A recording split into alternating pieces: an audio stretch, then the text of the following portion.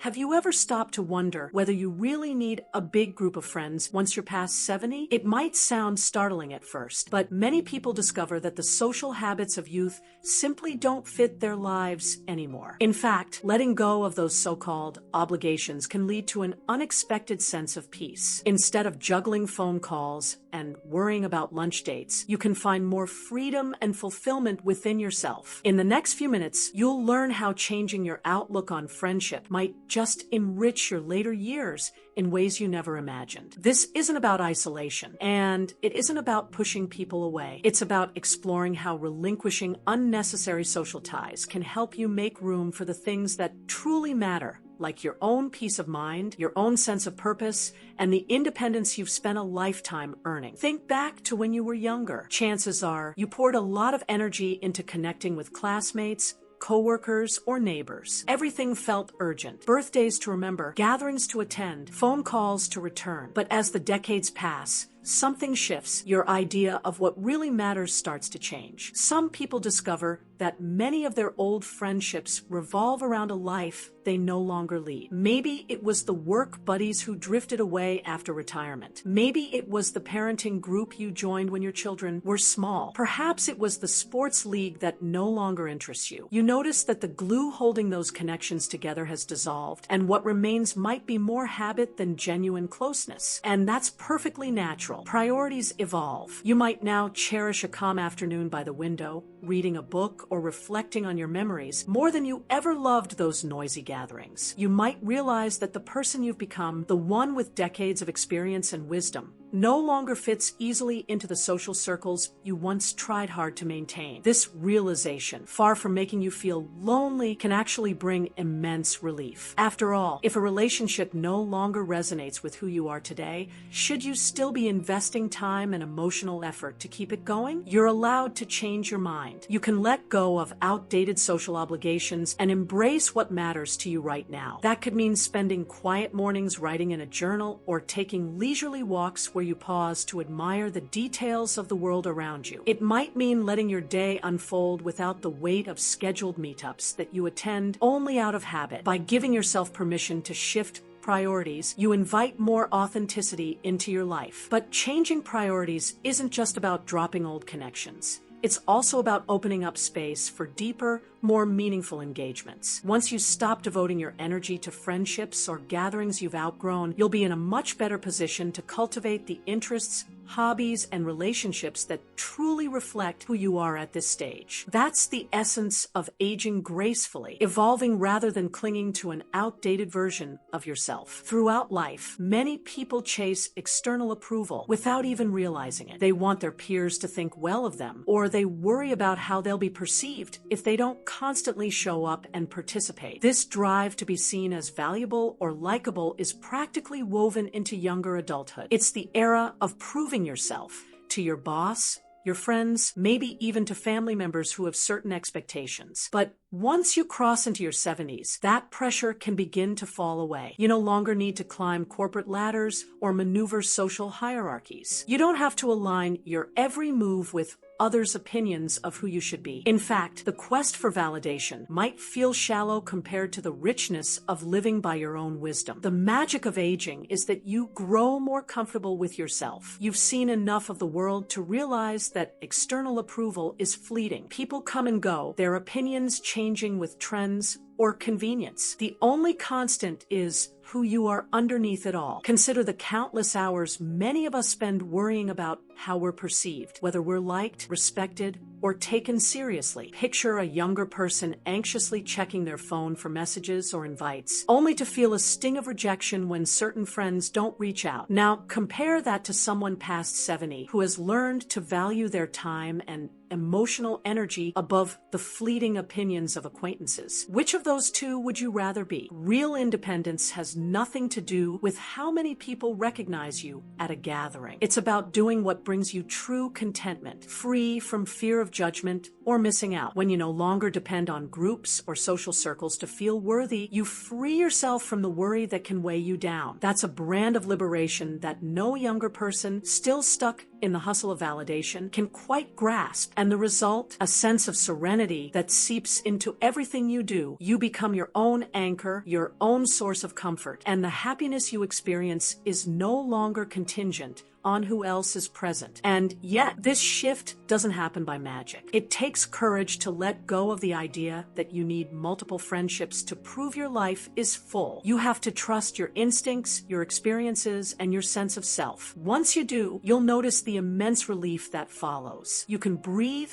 easier. You can live without the invisible burden of meeting other people's expectations. It's easy for younger folks to mistake solitude for loneliness. They might see an older person living quietly and assume that person must be sad, bored, or wishing for company. What they don't realize is how sweet solitude can feel when it's chosen rather than forced upon you. The peacefulness that comes from having full control over your schedule, your space, and your thoughts is a rare gift, a treasure many never truly experience because they're too busy juggling social commitments. Imagine not having to answer the phone every time it rings. Imagine not feeling pressured to attend gatherings that leave you drained or disappointed. For some, this sounds like absolute relief. A morning spent sipping tea in the garden, an afternoon reading or reflecting, an evening watching the sunset without checking the clock. These moments can fill you with a sense of wholeness that no busy social schedule ever could. That's the beauty of this chapter in life. You've earned the right to embrace calm. Think of the countless hours spent in younger years living in crowded households or bustling cities, constantly trying to keep up with everyone else's expectations. By 70 or beyond, you might have the chance to design a day around what genuinely nourishes you, rather than around what others want or need. You can linger over breakfast, take your time with simple tasks,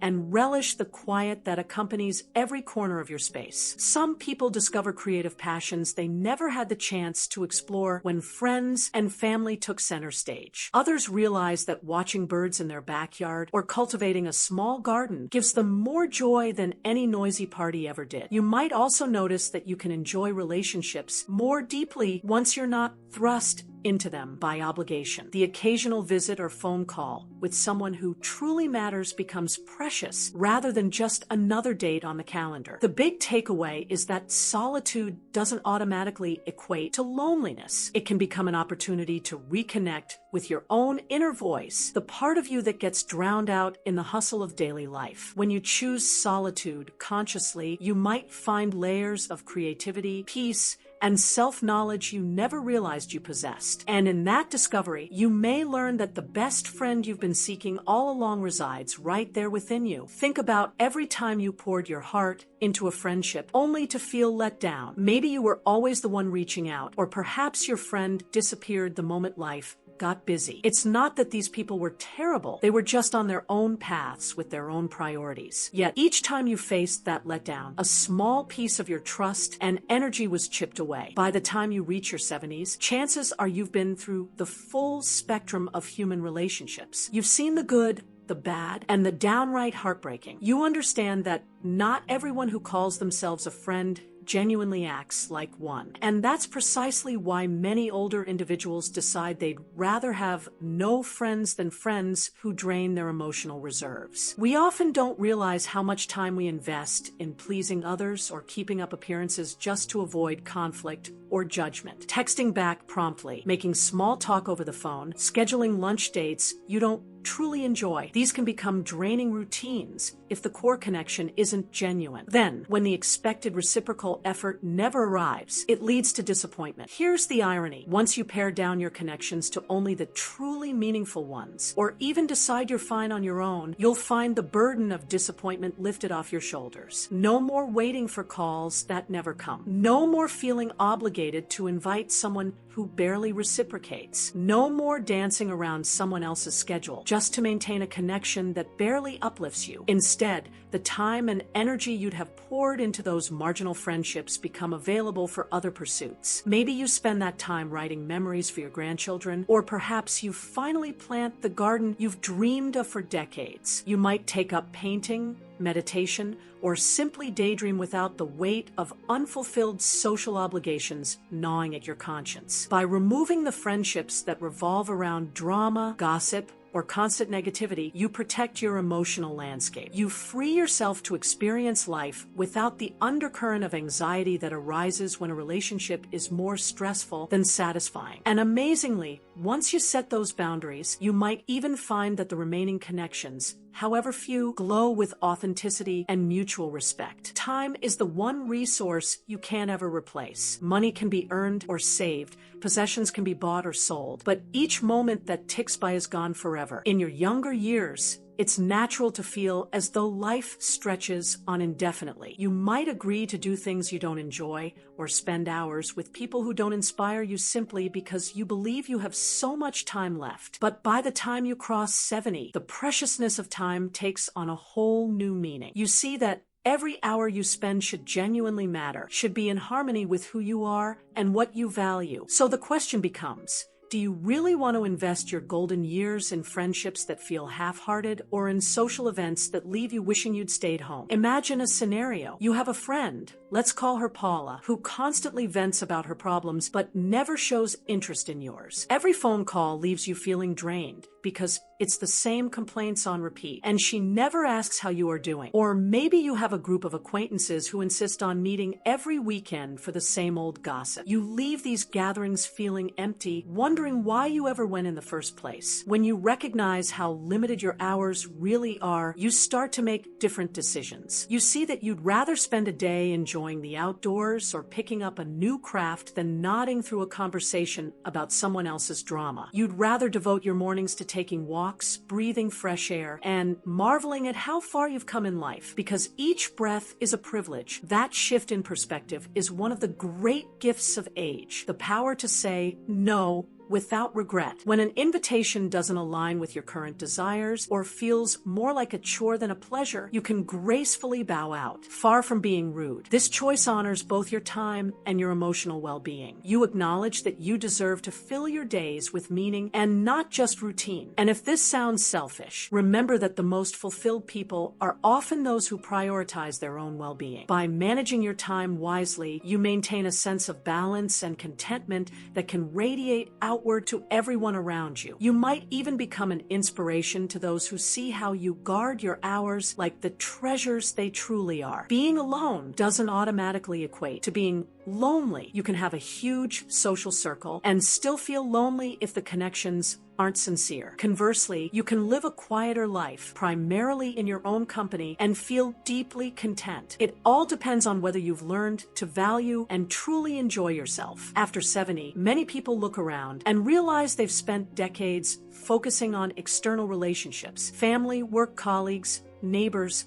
while their relationship with themselves was left on the back burner. But now is the perfect time to cultivate that inner bond. You can start with something as simple as asking yourself each morning, what do I want to do today? What do I need in this moment? You might discover a renewed passion for painting, a budding love for puzzles, or a fascination with local history. You may fall in love with writing short stories or find solace in journaling about your life experiences. Once you remove the pressure to be socially active for the sake of it, you can direct that energy inward. Over time, your inner world can become a fulfilling landscape of exploration and self-understanding. This blossoming self-awareness often leads to a profound sense of wholeness. Suddenly, you don't need a large group of people to validate how interesting or valuable you are. You've seen your own depth and recognized your own worth. A quiet cup of tea can feel like a sacred ritual rather than just a daily habit. A solitary walk through the neighborhood can become a chance to observe the changing seasons with a sense of gratitude. When you reach this point, the friendships that remain or the new ones you make will be those that genuinely enrich your life, not those you rely on to fill a void. You'll notice that you draw healthier relationships